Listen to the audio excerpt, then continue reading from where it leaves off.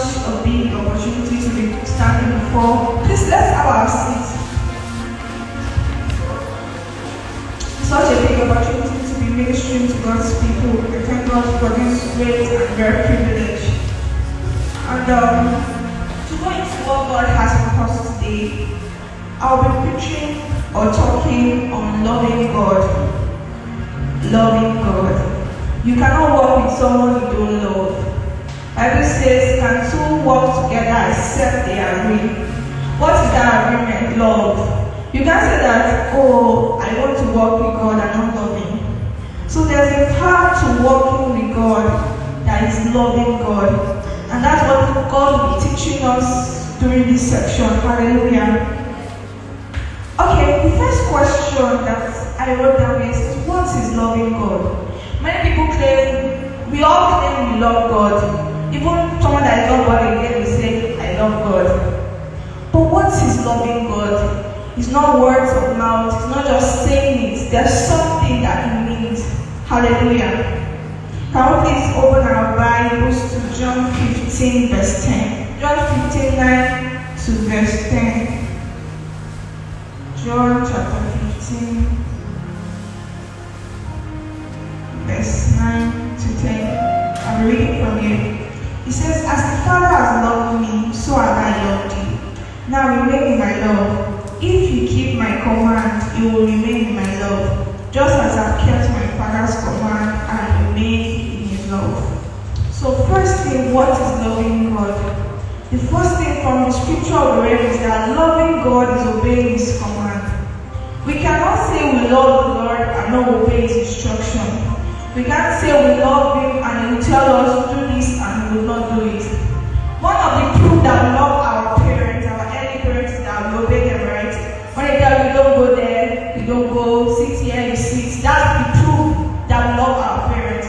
But when we become disobedient, what do we say? This child wants to kill me. I'm telling you to do this, you not do it. The proof for loving God, or what is loving God, is obeying His command. Jesus was talking to His disciples. He said, the same way I remain in my Father's love, why? Because I obey His command. He's able to obey my command and remain in my love. You cannot say you love God and when He speaks to you, you will not do what He says. Obedience is the hallmark of love. That you can obey Him is the hallmark of love. Hallelujah. Another thing, as I was just praying to the Holy Spirit, what is really this loving God? Because sometimes we displace it, we don't really know what it is. It's just love. Everybody say, people say, because I serve the church, that's why I love God. You need to know what it entails. Loving God is a life of sacrifice. You can't prove that you love without sacrificing. Bible says in John 3:6 that God so loved the world that He gave His begotten Son, that whoever believes in Him shall not perish but have everlasting life. How did we know that God loved the world? Because He gave. And what did He give? His only begotten Son. That means He gave everything. Why did we say God loved us? Because He gave us Jesus.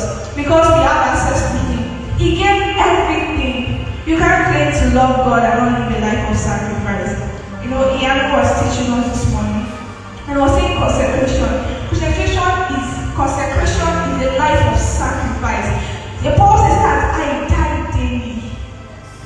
You can't say you love God and it's going to be convenient. No. It's a life of sacrifice. That when your body is telling you yes and God is saying no, you will choose no. It's a life of continuous sacrifice, giving your all, your everything, and saying, God, I've left it all and I'm willing to follow you.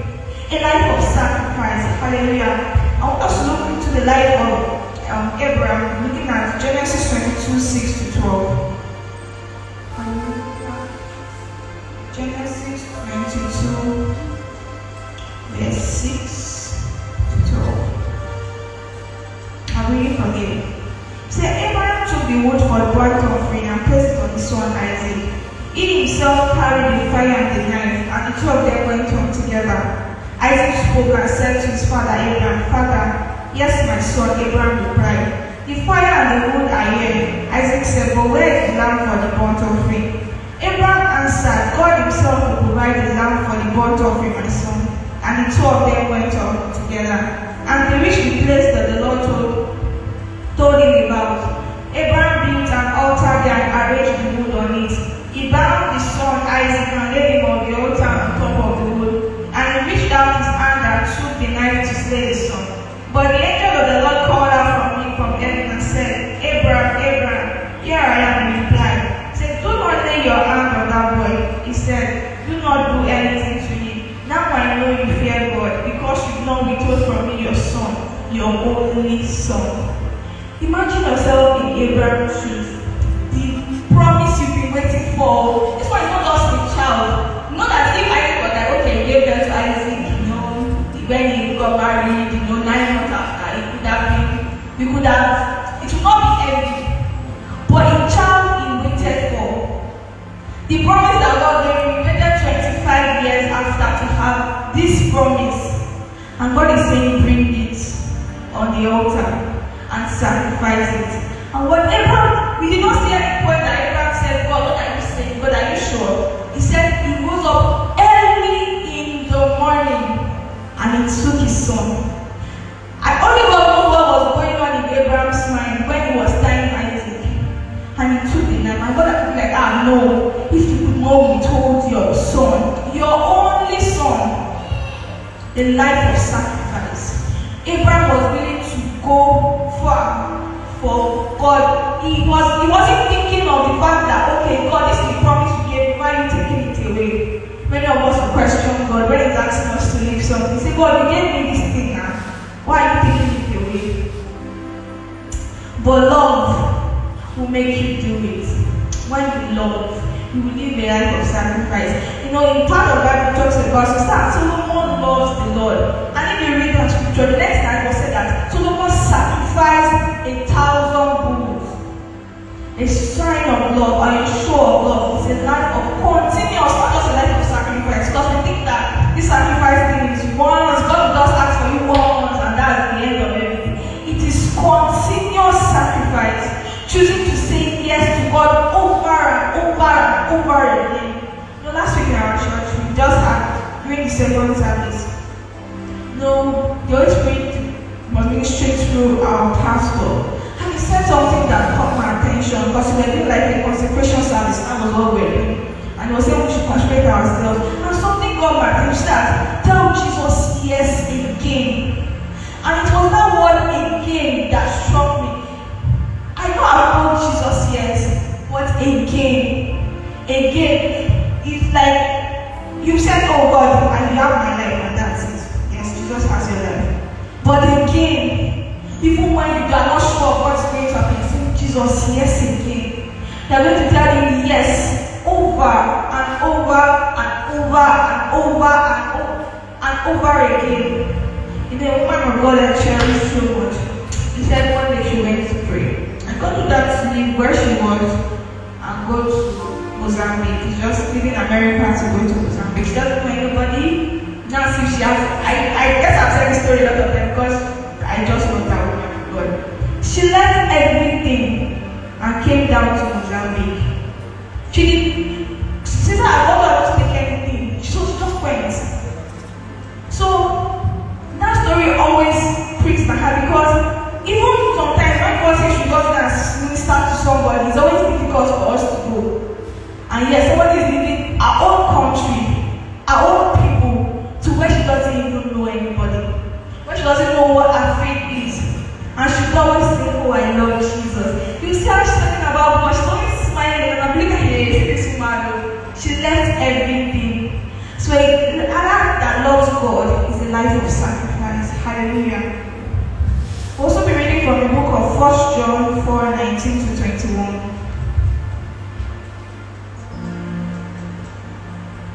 1 John 4:19 to 21. It says, we love because He first loved us. Whosoever claims to love God and yet hates his brother or sister is a liar. For whosoever does not love your brother or sister whom ye have seen cannot love God whom they have not seen. And He has given us this command: anyone who loves God must love his brother or sister. That's straightforward. God is telling us from the scripture here that to love Him is to love people. And loving people is one of the hardest things. Because people can do a whole lot. They can annoy you, they can piss you off, they can say things to you that you don't like and all of that. But God says, love my people. Loving people. It takes every day. I have a friend I met during NYSC. And after NYSC, I'm not someone that has people friends like that. So he used to call me, check on me, how are you doing? How are you doing? And for a long time, I kept doing it. And it really touched me like, so you took this friendship seriously? Yeah, I never take it seriously, and since then we've been communicating. And I noticed that he loves people, I have to ask him, I've seen something in you which I forget, and how do you love? And he said, through experience. That you can't say that, I want to love people. The way you will learn to love people is through experience. God sometimes will put people your way that will annoy you, people that are unreasonable, people that you can, your head, like, when you're playing, you're like, so people are like this. It's teaching you to love. It's not saying you should love their ways, but it's saying love them. That's why you will see a soul in every sinner. That's why a sinner that you see someone that you're doing anyhow, you're not like, oh, this one's on fire like this, you're just waiting for him. Rather than you see Jesus, how I wish this person knows Jesus. It will change your perception about everything. When you see someone misbehaving, like Paul was telling us, some people, when we see people backslide, we talk about the person, we say, oh, that brother was to be on fire. What have you done about it? If you really love, you will go and pray God, do something, restore this person. It was said about Samuel, he said when God rejected, so he said he was weeping over it. Until God said, see, if this sub matter, I've chosen for myself a king. When Samuel said that, this God that chose and that disapproved of my own, he prayed for them. They said, God, they don't do this. God had to be like, see, leave the matter, I've moved, before you have to move. Moses, when God was angry with the people of Israel, and God was like, I will destroy them, what did he say? No, please don't do it for your name's sake. And I Bible recorded that Moses was the weakest man on earth. People that walked with God. Moses saw God face to face. And these were the kind of hearts they had. They loved God's people. You think if Moses did not love Israel, I think have left them with the way they are stubborn. He will not carry it back and his family. Oh yeah, everybody, let's go. And he will run away. All of them lost people because Moses have gone. And if you read the story of Israel, they are very stubborn people. Yet he stayed. Yet he went through with it. Today, if they don't have something, they will complain. If they have, they will tell God, hey, tomorrow, if they don't have it, they will complain. Yet Moses stayed at the place of his assignments. He didn't allow them to discourage him. God said that I will raise from you a new generation. He said no. He didn't look at it. That's a very big offer. God is telling me that let me kill these people. And don't worry, you, sure, I will raise the new generation. Okay, let the will be done. That should have been the best thing. But he said, God, no, for thy name's sake, these are your people. Loving God is loving people. It's just the Bible says, if that says he loves God, doesn't love his brothers, that is a liar.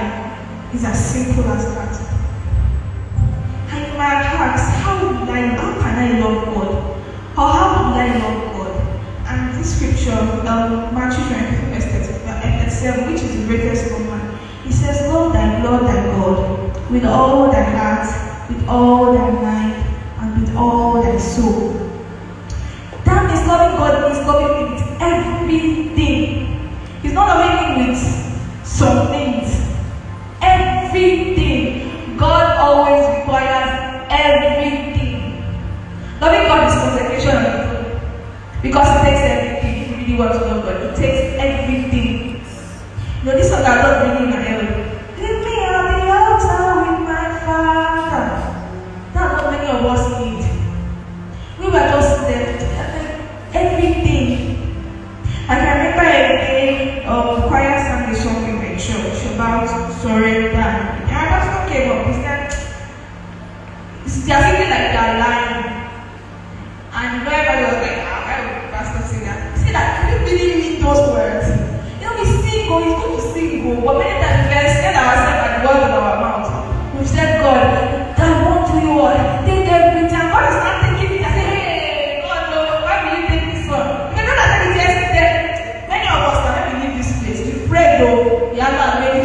question. But Paul has said everything. Bartholomew has so you now go like so that this is working with God, and God now starts coming to take things and say, bring this. You now be like, God. See, the test for everything is experience in life. So don't think that this thing is just for you to just, feel good. No. It will start to come to you. That these words that you said, everything I give to you, I surrender all. Use me for your glory. It will come because you called him. He said, take it good, but take everything. So it's your whole. You love God with your whole. Hallelujah. And I want us to look into the lives of people that love the Lord. Look at Abraham, look at Moses, look at Enoch, look at David, look at Jesus, our example. He loves the Lord, and we saw how they live. We don't need to be looking for how to love the Lord. He's here. He's here. Everything is here. We need to learn to stay with the Word. See, the Holy Spirit was teaching me something recently. He said that it's easy to pray than to study the Word. Because you can be washing plates and be praying, you can be sweeping the floor and be praying. But to study the Word, you have to sit down. You have to open. Your mind has to be there. To pray, you cannot be thank God for the language of the Spirit that makes it easy for us to pray. But the Word of God, you cannot be washing plates and reading how. You have to sit. Stay with the Word. Men that don't make expert are men of the Word. Go and look at that. See, it's the Word. That's what they know. They don't know any revelation or but this Word, they know. They know.